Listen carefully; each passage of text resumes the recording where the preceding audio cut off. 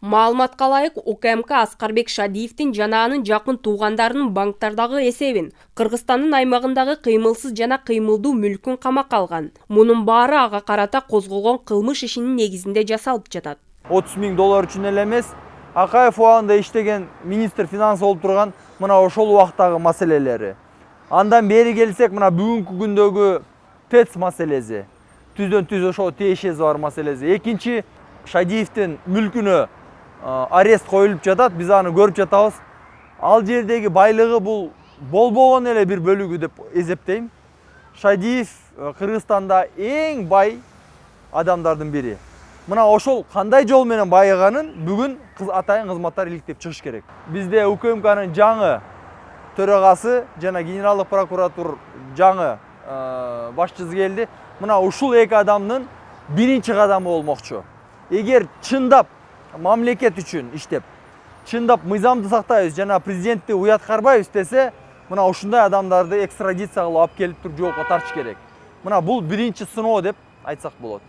Интернетте депутат Аскарбек Шадиевке таандык болгон мүлктөрдүн тизмеси талкууланууда. Аталган документте эл өкүлүнүн 20дан ашык банктагы эсеби, ал 50% жана 100% ээлик кылган 10 чакты ишканасы, ошондой эле Шадиевке таандык Toyota Land Cruiser 150 автоунаасы жана Бишкек шаарында жайгашкан бир нече турак жайы көрсөтүлгөн.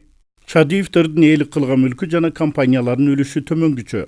Карвин 4 сезона ЖЧКсынын уставдык капиталынын 33,33% үлүшү.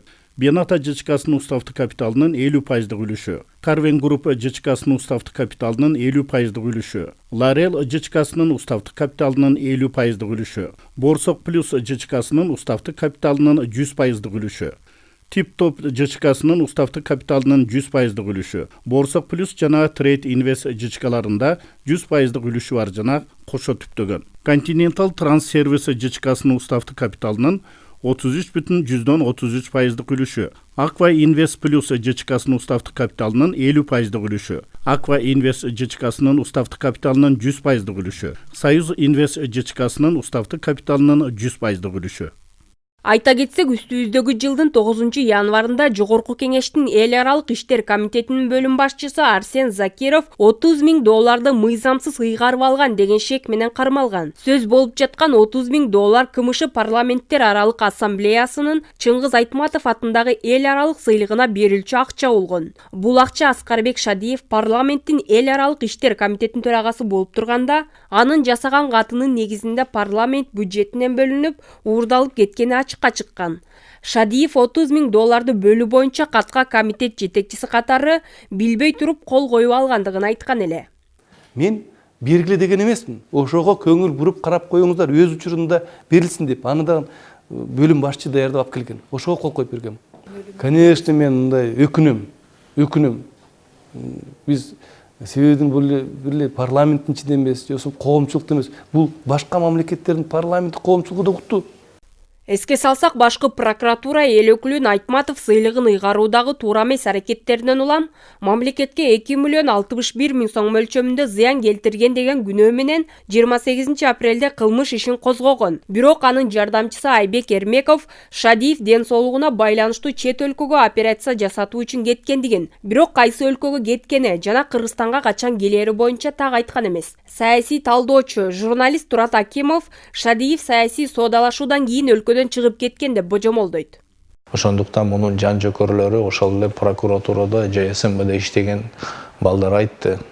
Урматтуу Аскар Шадиевич, сиз издөөгө түшө электе погранслужбага сиз боюнча эч кандай ориентировка биз көрсөтмө кагазды жөнөтө электе акырын чыгып качып кетиңиз. Биз сизге ушундай бир жакшылык жасап коелу деди.